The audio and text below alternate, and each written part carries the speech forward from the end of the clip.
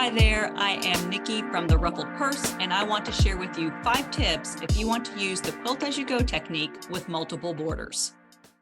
Now, if you aren't familiar with the quilt-as-you-go technique, I have linked my blog post and video tutorials in the description. Now, you really need to know how to do quilt-as-you-go, otherwise this video on multiple borders is not going to make any sense.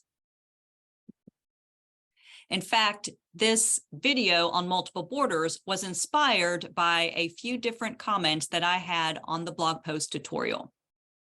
One of the questions was about the finished size of the connector strips. And just so you know, that finished size is 1/2 inch. She also wanted to know if she was going to have borders, what size she needed to cut in order for the borders to be finished at different widths. In addition, she wrote another comment asking the question if this quilt-as-you-go technique would work if the backing material was fleece and the connectors were cotton, because she really loved the quilt-as-you-go method, but she wasn't sure if it was going to work with different fabrics. And then she asked my opinion on that. Now, I have only ever done quilt-as-you-go with blocks and cotton fabric, but I did reply to her questions based on my sewing and quilting experience. However, I couldn't stop thinking about her question related to what size to cut the border strips if she wanted them to be finished at different widths. So I decided to make a mock-up quilt. And it's from that experience of making the mock-up quilt that I discovered these 5 tips that I'm going to share with you. So the mock-up quilt that I made has a 2-inch, a 3-inch, and a 5-inch border. I also used minky on the back for the backing and the connector strips on the back of the quilt. It's not exactly fleece, but it does work in a similar manner. And I wanted to see how a fabric that was not cotton was going to work with the quilt-as-you-go method. I also planned out my borders because in my mind, I was thinking I wanted the borders to be sewn on in a similar manner, so there was continuity on the front of the quilt. My plan of action was to sew the left and the right side of the border on first before doing the top and the bottom. I will tell you that didn't quite work out. I got my orange ones on using this pattern of left to right, then top to bottom. But then when I actually did both of my purple borders, I didn't refer back to my diagram, and I ended up sewing the top and the bottom on before I sewed the left and the right. In the big scheme of things for this mock-up quilt, doesn't matter. But if you want to have continuity on the front of your quilt, I do suggest making a plan of action and then following it. So tip number 1. You want to cut the width of the border strips to the width that you want them to be when they are finished. So if you want a 2-inch border, you are going to cut your strips 2 inches wide. If you want a 3-inch border, you're going to cut them 3 inches wide. If you want a 5-inch border, again, 5 inches wide. Same thing if you want a 3.5-inch border, cut those border strips 3.5 inches wide. So tip number 1, cut the width of the border strips to the width that you want them to be when finished. Tip number 2 is to cut, quilt, and sew one section at a time and then check your measurements as you go. Instead of trying to figure out how long all of the border strips need to be, just focus on how wide they need to be and then cut them the length as you sew each section on. So the orange one was the first one. As you can see, this is going to be the center panel. Here is the border on the left and the border on the right. I cut them, I quilted them together, and then I've got them all laid out, ready to sew on the connector strips. Now, the purpose of the borders is to minimize the connector strips on the front of the quilt. And so the ones that are going to be on the front of the quilt that match the border are going to go on the right-hand side of the sections. So you can see that this is the connector strip for the front is on the right-hand side of this section. Here is the other connector strip on the front. And then for the back, here are the connector strips that are in minky. They are going to be on the left side of your sections.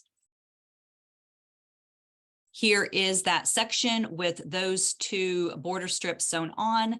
Then I measured the length that I would need. I cut it, I quilted it, and then now I'm getting ready to sew them all together. So connector strips are going to get sewn on first. Again, the ones that are sewn on the front that match the border go on the right-hand side of the borders of the sections on the front. So you can see it here, and then those back strips, which are the minky, are on the left-hand side of the sections. Here's another example. Once all 4 sections were sewn on with the orange border, I moved on to the purple. So I cut them, then I quilted them, and then I sewed them on. And then here's one more picture with that 5-inch border. So again, all of this was measured and cut as I went along. I've got the 5-inch here and here already attached, and then I measured, cut, sewed, quilted the last 2 border strips. So tip number 2 is to check your measurements as you go and cut, quilt, and sew each section at a time.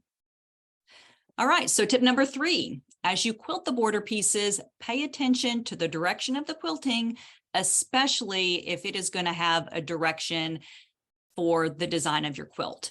So this was just a mock-up quilt. I just wanted to do quick diagonals on the quilting, and then I just sewed them on. I didn't pay attention to the direction that my quilting was going when I sewed them on. So you can see that some of it's going the same going one direction, and other places it's going another direction. So again, if your quilting has a direction to it, pay attention to that direction in your quilting when you're doing it, and then sewing your border pieces on.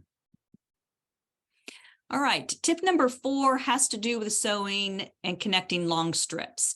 So in the original Quilt-as-you-go tutorial, it's all about sewing blocks together, then quilting them one block at a time, connecting those blocks into rows, and then putting those rows together with long connector strips. If you're doing Quilt-as-you-go with the blocks, you do have sections where you can check your how well everything is lining up. So as you're sewing from the top, you can make sure that the connector strips across this one section are lined up, make slight adjustments, make sure that these line up here, make slight adjustments so that when you get to the bottom, that your quilt edges are even.